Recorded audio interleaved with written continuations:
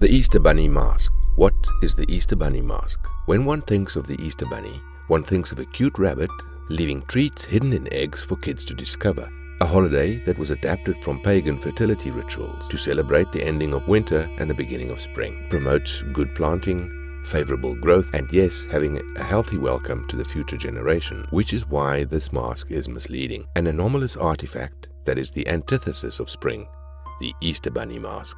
It also has a lesser-known name, the Roted Cloak. The Roted Cloak is a newer artifact, one that only recently emerged. Either it's so old that its legend has fallen out of general knowledge, or a newer one that was just created. The Easter Bunny Mask is an object mainly for those who want to watch others suffer. It takes a particularly damaged person to don the mask, and because there is not a lot known about it, information has to be gathered via the most dangerous way.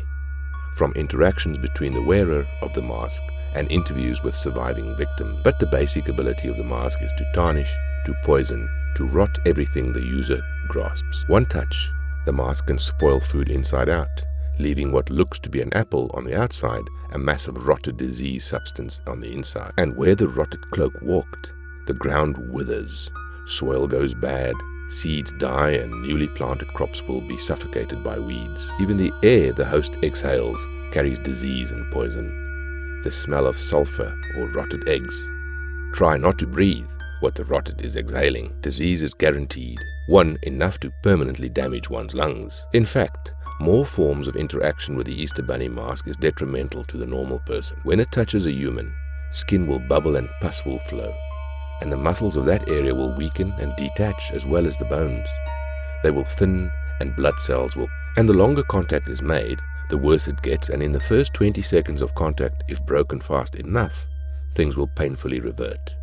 But after that time, the victim will be stuck in recovery from those gruesome wounds. The mask doesn't grant the wearer protection from itself either. The longer the host wears the Rotted Cloak, the more their life is being corrupted and rotted away, until nothing but body fluids remain. As the body degrades, so do things like rational, morals, and human-like thoughts. The host will become a beast of disease with nothing but the desire to spread its ethiopic touch as far as it can take the host. The Easter Bunny Masks, while it would touch and grab onto any human within grabbing range, it has a preferred target of farmlands, places of growth and vitality. All it wants to do is forever ruin these things, till the ground is purple with mold and all the grown food has naught but filth as substance. Ruination is its only goal. The mask isn't invincible. The host is constantly rotting as well. They may not notice due to their nerves being the first thing to die, taking their sense of touch with them. But this increasing weakness makes them easy to combat even the most out-of-shape homen. Don't make direct contact with the host's flesh. Use long-range weapons. If they refuse to surrender, even a bullet will do the job. Just make sure to avoid contact with the resulting blood exposure. Using a hazmat suit will also be of great use in combating the host. Because of the almost artificial nature of the materials used to make the suit, the Rotted Cloak has a hard time breaking down the material used. Similar with the infections and rot it imposes.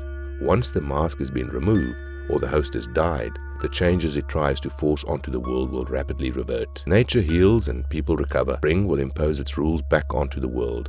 The bunny only has so much power, and that's all drawn from the malicious desires of the host who wears the mask. It draws on their evil and their general hatred for life.